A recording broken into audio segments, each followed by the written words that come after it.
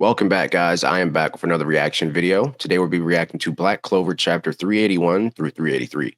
I'm super excited for everybody who's been waiting on Black Clover, the anime, to return. At least we have something to hold us over until then. So hopefully you guys enjoy the video. Until then, let's get into it. I'm not going to talk anymore, but I will give my reaction throughout the video. Black Clover is back with 3 brand new chapters. We return to Yuno facing off against Lucius while channeling the power of anti-magic. He was banged up and breathing hard with intense focus. Finra was surprised to see the handsome prince using Asta's power too. Lucius's face was impassive, but internally, he knew he might be in some trouble. To him, this only confirmed that Yuno was a true threat all along, although he couldn't help but think about the nearly dead Asta who made it all possible. Lucius quickly unleashed his amalgam of spells at the insolent wizard. But Yuno was ready. He tore through it all with Black Tornado Fang. Emerging from the massive swirl, Yuno held Asta's demon dweller over his head. He slashed at the would-be ruler, who moved just out of range. After using the weapon himself, Yuno couldn't believe that Asta was able to swing such a heavy weapon around with ease. He certainly did not have enough physical strength to make the most out of it. Lucius appeared behind him in a flash with a comment about anti-magic. Yuno guarded against his sword strike as the Emperor admitted to being very careful against it. Yuno's star magic shot beams of anti-magic up at the tyrant. Lucius blurred and avoided each attempt. They were approaching the ruins of the Clover Kingdom below. Lucius destroyed an entire building underfoot while Yuno deftly evaded. His black crescent moon sickle looked like a Getsuga Tensho, but it was easily sidestepped. Yuno closed the distance sooner than the man could blink. Lucius guarded, but the force extended beneath them. Not to mention, Yuno had another sword. He struck down and managed to sever the end of Lucius's blade, although he was frustrated to know that he didn't hit the madman. Lucius totally masked his presence with the power of Geldre's permeation magic. And with the power of soul magic, Lucius just needed to touch a part of Yuno that didn't have anti-magic, and he would win. But even without seeing him, Yuno countered with Black Neverland. Now the villain was surrounded by anti-magic. His eyes widened as his magic began to disappear. Yuno wasn't done. He slashed at him yet again. Lucius quickly removed himself from the trap. With a cut on his face, Seeing this fight animated is actually going to be really good. I cannot wait. It sucks that we have to wait as long as we do, but just know that the animation, production, everything is going to be up to par, like peak. We're going to get peak Black Clover. So everything right now in the manga has been moving really good. It's getting really, really interesting. So I'm super excited. And I honestly can't wait until we see the full animation. the eldest Ogratis was impressed. He decided to wear Yuno down until his anti-magic runs out. Yuno retorted that Lucius would be dead long before then. Meanwhile, Noelle was being pursued by a monster with the features of her mother. Unfortunately, the young noble was all out of magic. That's when a fiery fighter interrupted with a flash of heat.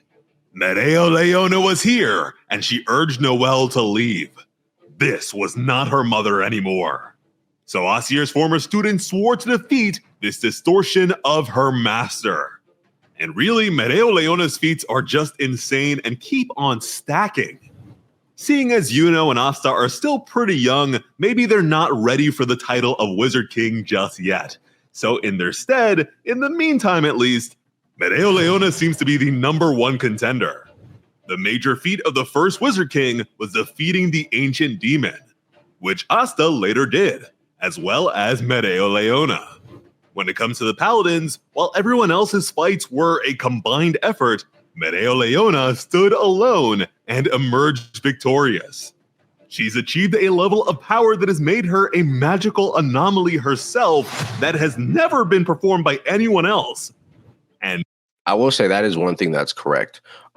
She's way more stronger in OP than I thought she would be. And honestly, I like that because I like her character as well. Just when you think she's down and out for the count, no, she gets some weird power boost. She's going crazy. She's definitely one of my favorite characters in the series so far, by far. Now she is about to solo the supercharged paladin of one of the Clover Kingdom's strongest soldiers ever. Oh, and she also defeated a Wizard King by herself in the movie, which, as we'll see from the events of these chapters, is canon. Elsewhere, Asta and Lee. By the way, if you haven't seen the movie, please check it out. I think it's called Black Clover, Sword of the Wizard King. Probably about an hour and a half, if not 2 hours long. But it's a really good movie about a Wizard King who was trapped. He got unsealed, ended up making mayhem and chaos for the Black Clover Kingdom. But it's a great movie. If you haven't seen it, check it out. But most Black Clover fans probably already seen it. I've seen it like 1,000 times. Bay were bleeding out on a bed of mimosa's flowers. She knew that the only thing that could totally heal him would be an ultimate magic spell. But she simply didn't have enough mana to spare. She knew that he would die otherwise, but doing so would practically be a death sentence to everyone else who was wounded. She also knew that Asta wouldn't want to be the only one who was saved. Yet she wavered with uncertainty. The injured Magic Knights urged her to forget about them and save Asta. After seeing him fight, they knew for sure that his power was their only hope of saving the kingdom. Mimosa was unsettled by their words. But before she could reply, an ascended guardian angel made its approach. The knight swore to keep the soul construct busy while Mimosa escaped. She ran away with Asta in tow. And thanks to the sounds behind her, she knew that the brave souls had died to save them. The angel wasted no time and shot after her. Mimosa looked at an unconscious Asta. Gritting her teeth, she promised to save him no matter what. Then suddenly, Monster Morris landed in front of them. The freak was more interested in chasing down Medeo Leona, but decided to get rid of Asta, the flaw of the world, for his master first. Mimosa paled. The mad scientist prepared to lash out, but was interrupted by a proclamation that Asta is not a flaw. He is a friend. That's right, reinforcements from the Diamond Kingdom have arrived. Mars, Fauna, Lotus, Ladros, Fanzel, Dominate, and Mariella are here. Like he promised early into the series, Mars was here to help Asta. Mimosa's eyes went wide. Fanzel assured her that they were on Asta's side. Lotus lamented the hard work ahead of them. Ladros found the situation to be rather ironic.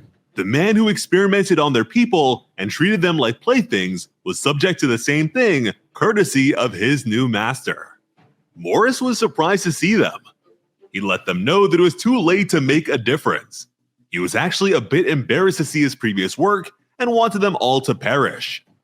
And that's when a new face called him a relic of the past. As even without his modifications, they had all grown stronger. And a menacing mound trailed behind her.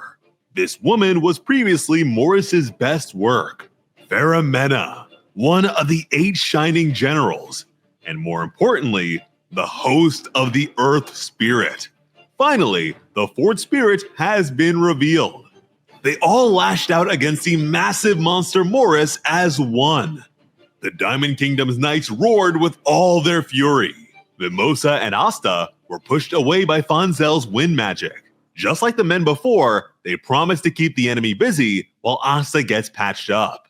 Mimosa thanked them, and the battle ensued. At the same time, the citizens of the Clover Kingdom cheered Yuno on. Yuno used Black Windblade Shower to fend off Lucius's attack. The Emperor was using the 11th Wizard King's Legion magic to fill the board with pawns.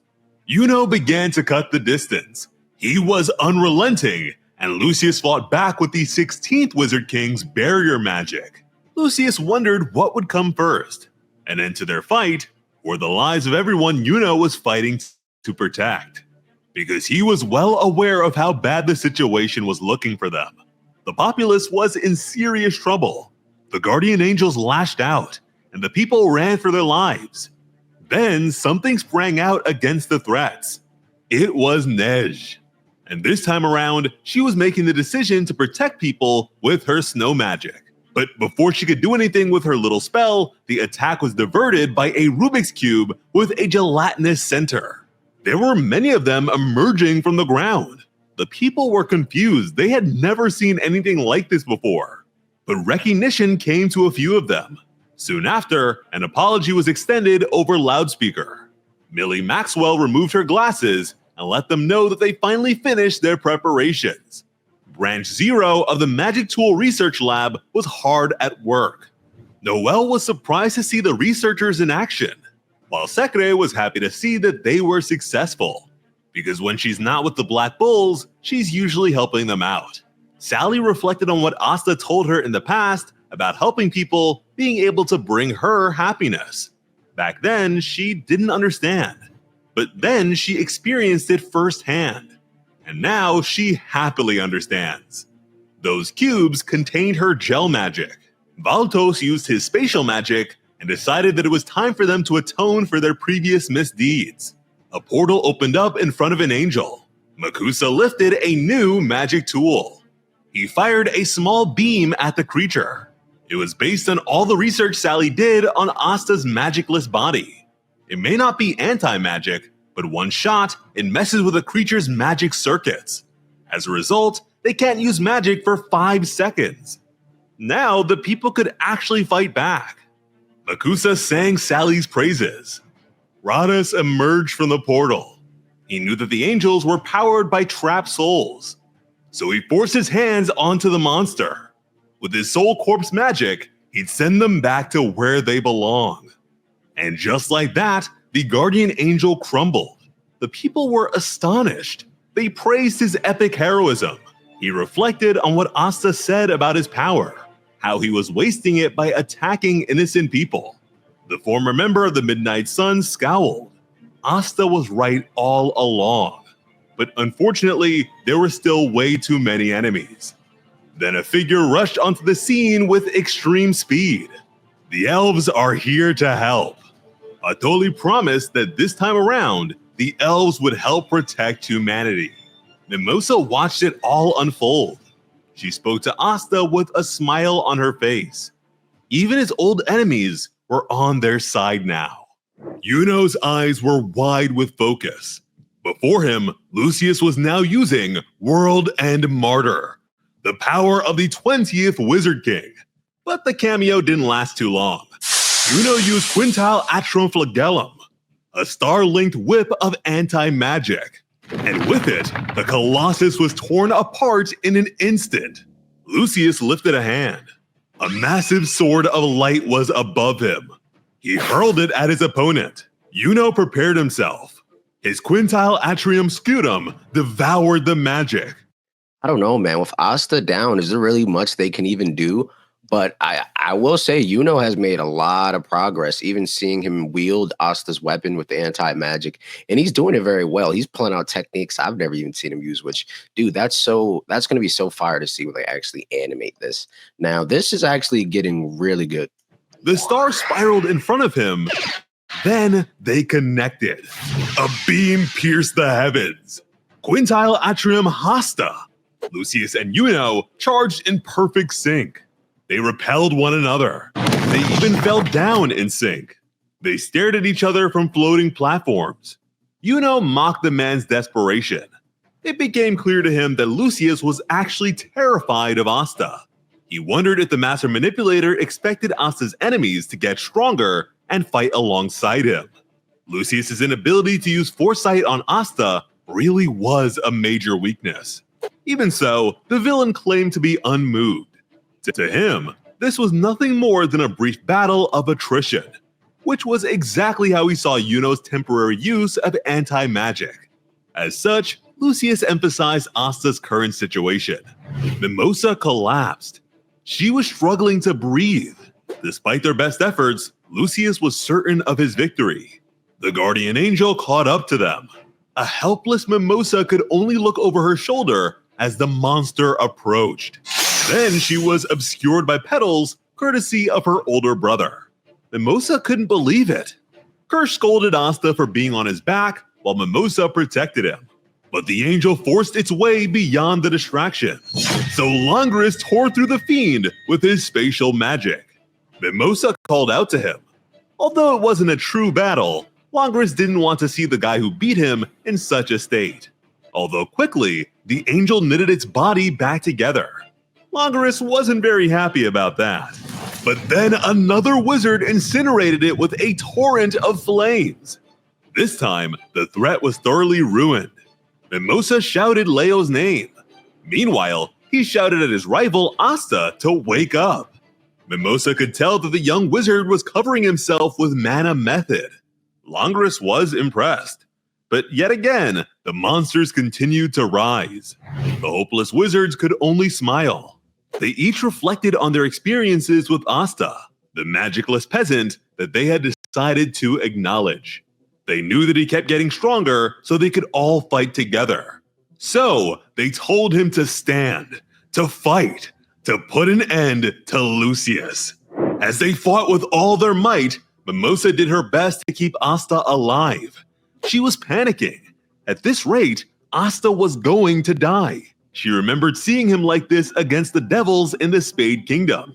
Her inability brought tears to her eyes. But just then, a portal appeared at her side. Finral and Charmy showed up with a huge platter of magical food.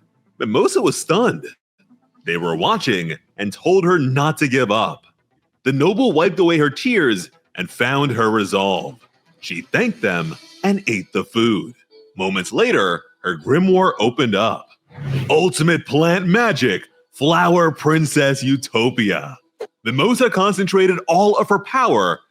Okay, so this is how she's going to bring Asta back. I was wondering how they were going to revive him if he was so far near death.